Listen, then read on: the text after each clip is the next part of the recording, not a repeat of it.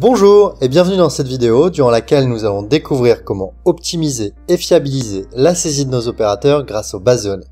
En effet, dans cette vidéo, nous allons découvrir comment pré-remplir une tâche grâce aux attributs, comment permettre à nos opérateurs de mettre à jour les informations contenues dans une base de données directement depuis le terrain. Lors de notre précédente vidéo, dont vous pourrez trouver le lien en description, nous avions découvert comment regrouper nos ressources par base de données afin de simplifier leur gestion et homogénéiser les informations que nous souhaitons collecter grâce aux attributs. À présent, nous allons découvrir comment nous servir des informations contenues dans ces bases de données. Dans cet exemple, nous allons créer un formulaire qui permettra à notre opérateur de réaliser l'inspection d'un moteur. Nous souhaitons que notre formulaire se décompose en deux parties, comme cela est le cas sur notre formulaire papier. Nous allons utiliser deux briques sections qui nous permettent donc de structurer notre formulaire. La première section nous permet de récupérer des informations générales comme le nom et prénom de l'intervenant, la date de début d'intervention ou encore l'heure de début d'intervention. Afin de faire gagner du temps à notre opérateur en supprimant la saisie d'informations à faible valeur ajoutée, nous pouvons limiter le nombre de clics en cochant l'option date du jour afin que la date s'implémente automatiquement. Aussi, nous pouvons réaliser la même action pour la brique heure en cochant l'option heure de saisie afin que l'heure se pré-remplisse automatiquement elle aussi. Enfin, comme nous l'avons vu lors d'une vidéo sur les rapports personnalisés, nous pouvons utiliser des informations génériques comme le nom, le prénom ou encore le mail de l'utilisateur grâce aux tags. Pour rappel, les tags sont des identifiants uniques liés à chaque tâche qui nous permettent de réutiliser de l'information saisie lors d'une intervention. Les tags peuvent nous permettre, entre autres, de personnaliser le format de nos rapports, de réaliser des calculs sur des dates ou des nombres, de paramétrer des conditions d'affichage ou encore de personnaliser les mails envoyés en fin d'intervention. La seconde partie de notre formulaire concerne l'inspection du moteur. Dans cette section, nous souhaitons que notre opérateur accède aux informations dont nous disposons dans notre base de données, comme la marque, le numéro de série ou encore la puissance du moteur.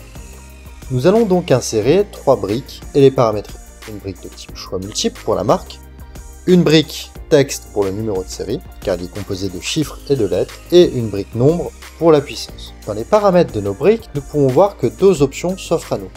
Soit nous pouvons choisir un paramétrage qui nous permettra d'utiliser les données collectées uniquement dans les rapports générés en fin d'intervention, soit, si nous souhaitons tirer pleinement profit de la solution, nous pouvons faire en sorte que la donnée collectée soit présente dans le rapport, mais vienne aussi se sauvegarder dans une base de données afin de pouvoir conserver une traçabilité totale des variations des valeurs dans nos référentiels et améliorer ainsi la connaissance de notre patrimoine.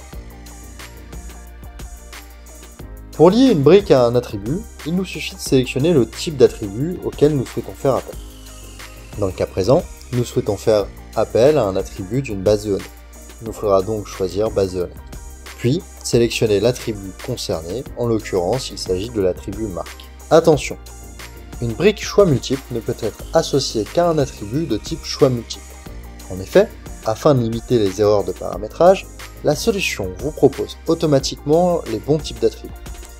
Si nous ne voyons pas apparaître l'attribut, cela peut signifier que nous n'avons pas sélectionné le bon type de brique. Une fois le paramétrage terminé, nous pouvons prévisualiser notre formulaire afin de nous assurer que le pré-remplissage fonctionne correctement. Au démarrage de l'intervention, nous pouvons choisir le moteur sur lequel nous souhaitons réaliser l'intervention. Ici, nous pouvons voir que les informations générales se remplissent automatiquement.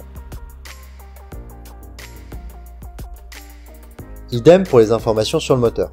Ainsi, nous avons optimisé et fiabilisé la saisie de nos opérateurs. Voilà, c'est la fin de cette vidéo sur l'utilisation des données au sein des formulaires, et je vous dis à très bientôt pour une nouvelle vidéo durant laquelle nous découvrirons comment permettre à nos opérateurs de référencer des ressources depuis le terrain, ou encore comment relever des anomalies, des non-conformités en mobilité. À très bientôt!